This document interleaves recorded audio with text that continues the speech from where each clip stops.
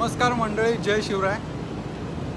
तर आज आपण बघणार आहे स्लज डिस्चार्ज, म्हणजे शिपवरचा जो हे असतं, म्हणजे शिपवर आपण जे ऑइल वापरतो, फ्यूल ऑइल असो काही, तर ते आपण प्युरिफाय करतो प्युरिफायरमध्ये। तर प्युरिफाय झाल्यानंतर जो कचरा उरतो, जे तेलकट घाण ऑइल असतं, त्याला आपण स्लज म्हणतो। तर हे आपण स्लज एका टँकमध्ये साठवतो आणि जेव्हा तो टँक भरतो तेव्हा आपण ते पोर्टवर वगैरे डिस्चार्ज करतो, कारण की आपण त्यातला एक पण थेंब पाण्यात समुद्रात टाकू शकत नाही। तसं केलं तर खूप मोठा फाईन बसतो।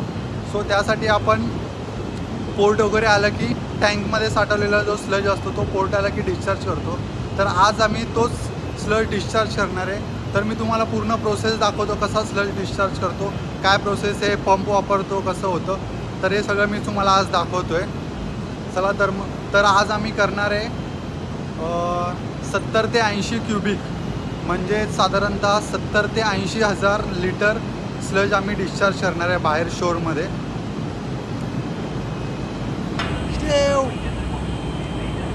बंकर स्टेशन आपण स्लज ट्रान्सफर करतोय खालती बार्चमध्ये।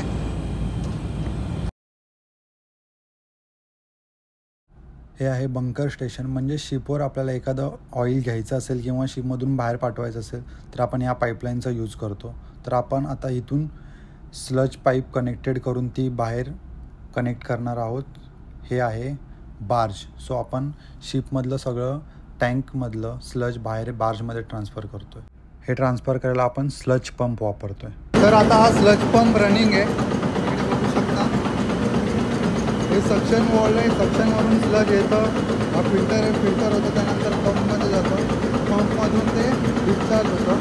इकडे स्लज पंप स्टार्ट स्टॉप करायला बटन आहे। हे सक्शन प्रेशर, डिस्चार्ज प्रेशर। आता डिस्चार्ज प्रेशर अबाउट 2 बार आहे। आता आम्ही स्लज डिस्चार्ज करतो बाहेर बार्जमध्ये, त्यामुळे आता हे प्रोसेस चालू आहे।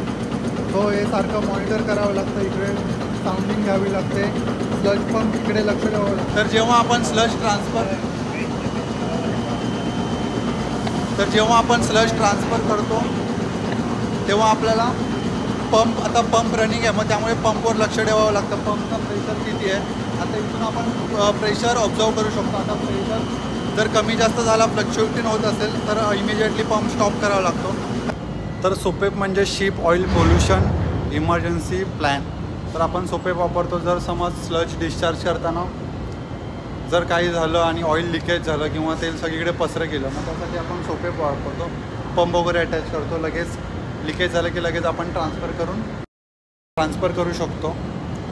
तो अशी प्रोसेस असतो। प्रत्येक ठिकाणी आपण ट्रान्सफर करताना बंकर वगैरे करताना सोपेप हे वापरलं जातं। तर असं होतं आजचं स्लज ट्रान्सफर। असं आम्ही शिपवरची जी घाण असते, स्लज वगैरे जी घाण वगैरे जमा होते, ऑइल, तेलकट ऑइल, एकदम घाण जे आपल्याला यूज नसतं, ते आपण असं पोर्टवर एका ठिकाणी टँक भरला की आपण असं डिस्चार्ज करतो। तर आज आम्ही केलं 70 ते 80 cubic metre cube oil discharge केलं बार्जमध्ये।